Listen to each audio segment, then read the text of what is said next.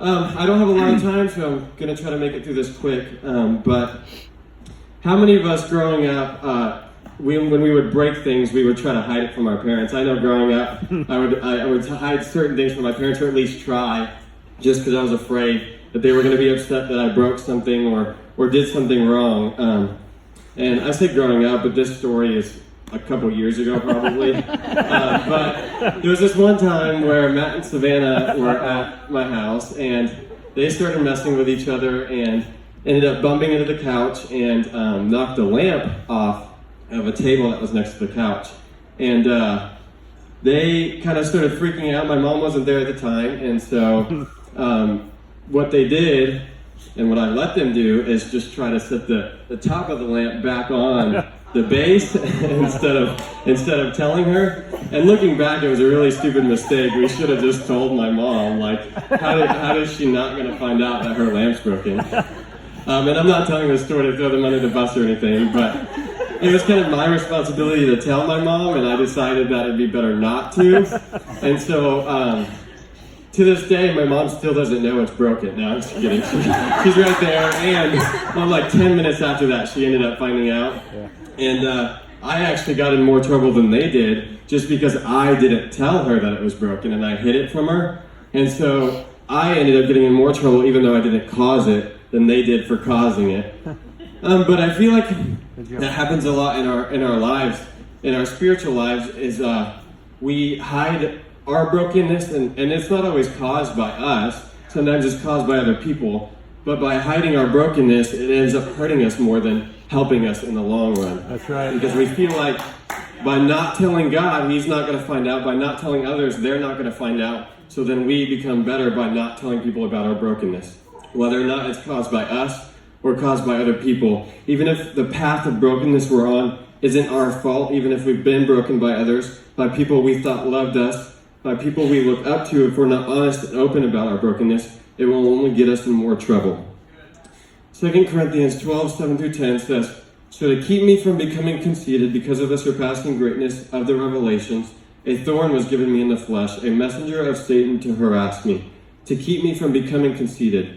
3 times I pleaded with the Lord about this, that it should leave me. But He said to me, 'My grace is sufficient for you, for my power is made perfect in weakness.' Therefore I will boast all the more gladly of my weaknesses, so that the power of Christ may rest upon me. For the sake of Christ, then, I am content with weaknesses, insults, hardships, persecutions, and calamities. For when I am weak, then I am strong." So it's important in this scripture, it shows us it's important to claim our struggles and our brokenness. We have to realize that the brokenness can be used to propel us into breakthrough, and that God uses our brokenness to reveal His blessings. Yeah. Only in our weaknesses do we realize that God is stronger, that He's sovereign, and that He's with us through it all. He's there in the darkest of places. He's there even when we turn our backs on Him. He's there even when we betray Him.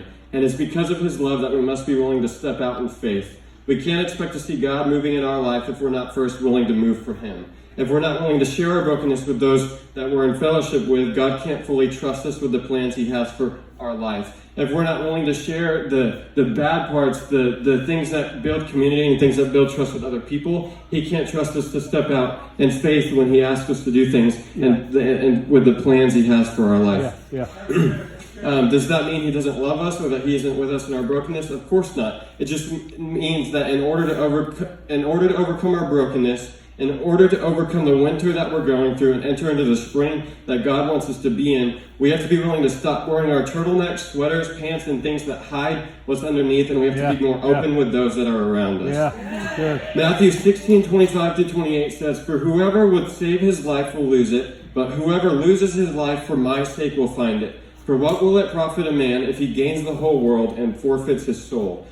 Or what shall a man give in return for his soul? For the Son of Man is going to come with His angels in the glory of His Father, and then He will repay each person according to what he has done.